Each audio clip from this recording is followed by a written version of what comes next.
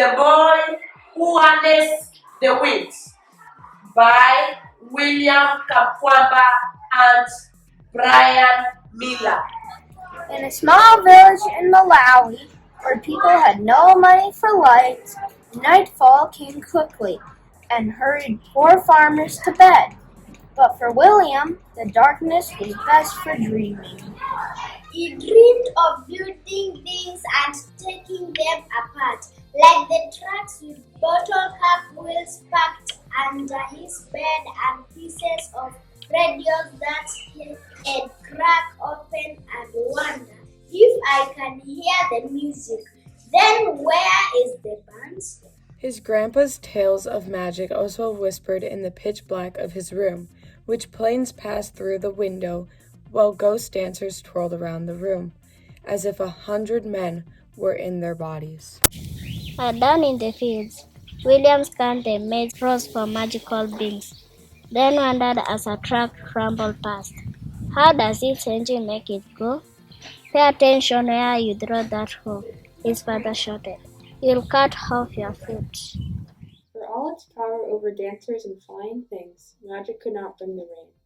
Without water, the sun rose angry each morning, scorched the fields, turning the maize into dust. Without food, Malawi began to starve. Soon William's father gathered the children and said, "From now on, we eat only 1 meal per day. Make it last." In the evenings, they sat around the lantern and ate their handful, watching angry people pass like spirits along the roads.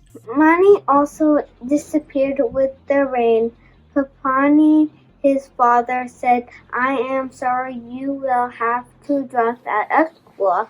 Now William stood on the road and watched the lucky students pass, alone with monster in his belly and the lump in his throat. For weeks he sewed under the mango tree until he remembered the library down the road, a gift from the American. He found science books filled with brilliant pictures. With his English dictionary close by, William put together how engines moved big trucks and how radios pulled their music from the sky. But the greatest feature of all was a machine taller than the tallest tree with blades like a fan. A giant pinwheel, something to catch magic. Slowly, he built the sentence, windmills can produce electricity and pump water. He closed his eyes and saw a windmill outside his home, pulling electricity from the breeze and bringing light to the dark valley. He saw the machine drawing coal from the ground, sending it gushing through the thirsty fields, turning the maize tall and green, even when farmers' prayers for rain went unanswered. This windmill was more than a machine. It was a weapon to fight hunger. Forget see on the Fepo, he whispered. I will build electric wind. In the junkyard, pieces appeared like rusted treasures in the tall grass. A tractor fan, some pipe, and bearings, and bolt that required every muscle to remove. Tonga, you'd shout to the birds and spiders holding up this prize. But as William dragged his metals home, people called out, "This boy is Milala. Only crazy people play with trash." After many weeks, William arranged his pieces in the dirt.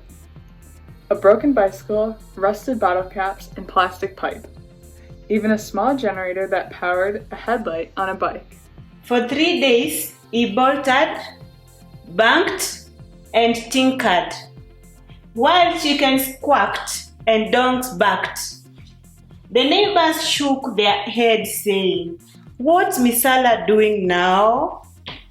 His cousin Jeffrey and best friend Gilbert soon appeared.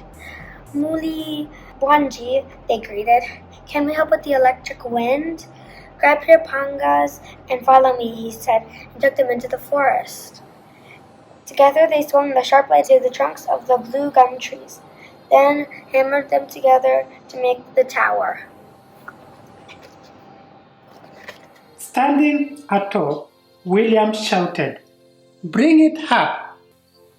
While the boys tugged and heaved, A crowd gathered below and gazed at this strange machine that now leaned and wobbled like a clumsy giraffe. Some giggled, others teased, but William waited for the wind.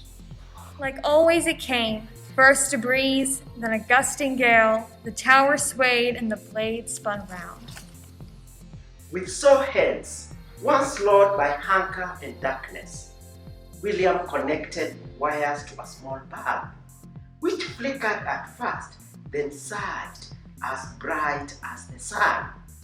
"Tonka!" he shouted. "I have made electric wind!" "Pachita bueno!" a man yelled. "Well done!" as the doubters clapped and cheered. William knew he had only just begun. Light could not fill empty bellies, but another windmill could soak the dry ground, creating food where once there was none. Magetsi a methyl. Electric wind can feed my country, William thought. And that was the strongest magic of all. The end. Thank you. Happy World Read Aloud Day.